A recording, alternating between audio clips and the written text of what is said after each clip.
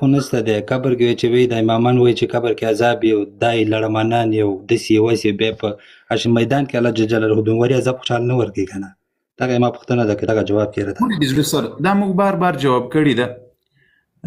الله جل وعلا مو وساته ټولو مؤمنانو مسلمانانو ته وایم کله چې انسان مړ سي نور د دې علم د برزخ زندگی دا په غیبو کې راځي مؤمن مسلمان ته د دې معلومات نسته چې په دې کې څه قسم تکلیفونه دي څه قسم عذابونه دي ځکه الله جل وعلا د قرآن په سر سورة البقره کې مو تاسو ته څه وایي چې مؤمنان هغه کسان دي چې یؤمنون بالغیب په غیب باندې ایمان راوړی وي د متقیان انسان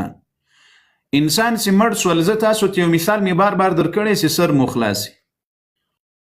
د برق خو به پیژنې برق د برق مرکز د مرکز دا په یو ځای کې وي هغه ټول برق چې په کوم ځای کې جوړیږي هغه یو ځای وي لیکن لدینا بیا نوکي یو بل طرف ته نقل سوی وي نه لیگ یو بل طرف ته نقل سوی وي اوس کله چې انسان مړ سول پیغمبر علیه الصلاة والسلام اوس که منیر شاکر منی که رسول الله منی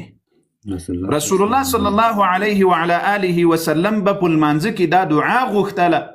اللهم إني أعوذ بك من عذاب النار وأعوذ بك من عذاب القبر الله أكبر يا الله زه پتا پناه غواړم د قبر له عذابنا بیا په دې کې په قرآن عظیم شان کې په صراحت سره سورة الانعام کې چې کله یو انسان وي هغه فاسق و فاجر وي نو رب العالمین جل وعلا وایي چې کله له دوی نه ملایکې روح اخلي باسطوا أيديهم أخرجوا أنفسكم اليوم تجزون عذاب الهون اليوم كلا شروح جيني واخلي نو رب ورتواي سنان ورز بتاسو تا عذاب دردون كي عذاب بتاسو تا درك وليكيجي اليوم عذاب الهون دا سورة الأنعام كي بوما سفارة كي دا آيات شريف دا وسكوريا په قبر کې ټول عذاب الله دې ټول مؤمنانو له موږ سره په لایف کې څومره مؤمنان مسلمانان دي رب العالمین دې موږ تاسو ته له ټولو عذابونو په دنیا په قبر په آخرت کې نجات را نصیب کړي آمین په قبر کې ټول عذاب الله جل وعلا مړي ته نه ورکوي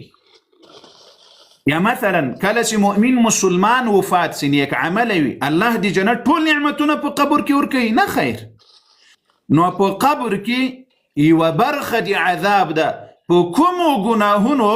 یا د کومو ګناهونو په سبب سره رب العالمین دی قبر عذاب مقرر کړی وي انسان ته نو هغه یو برخه دی عذاب وي اما نور سي ټول عذاب ده هغه رب العالمین جل وعلا بیا په جهنم کې هغه انسانانو ته ورکوي چې الله جل وعلا ورته عذاب مقرر کړی وي رب دې نجات را نصیب کړي نو ټول عذاب په قبر کې نه ده لکه بل ځای کې چې الله جل وعلا فرمای ثم يردون سنعذبهم مرتين ثم يردون الى عذاب عظيم یو ځل په دنیا کې عذاب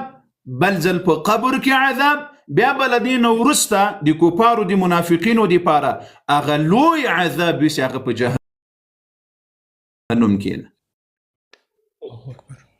بیا په بل ځای کې الله جل وعلا غالبا سورة الجاثیه ده که سورة الدخان ده په دې کې راځي چې رب العالمین جل وعلا لوړکی عذاب دون العذاب الاکبر وړوکی عذاب ورکوي لوی عذاب بیا چیرته الله جل وعلا ورکوي په جهنم کې ورکوي نو په قبر کې عذاب ستا ټول عذاب نه ده یو برخه دی عذاب ده د دې معلومات انسان ته نه کیږي یوازې رب العالمین جل وعلا ته کیږي رب دې موږ ته نجات را نصیب کړي سر دې خلاص شو مننه کاری صاحب ژوندی اوسې زه خو دې لایفونه ګورم نور کته کېږم وخت نه سم تاله خلک بد ردي وایي هغه وایي خو زه کمنټونه کوم ورپسې خو بیا هم ستا بعضې خبرې د درېږي چې چا بد نه خو خلقو پسې مه ګرځېږي موږ د چا په رد و بدو په توهین او په سپکاوي باندې که مو خوا بدېدلی یا مو د دین دعوت پرېښودلی د موږ دومره توهین په دې لسو کلونو کې سوی ده چې په ټول افغانستان په ټول خیبر پښتونخوا کې به دومره توهین د چا نه یې سوی د خلقو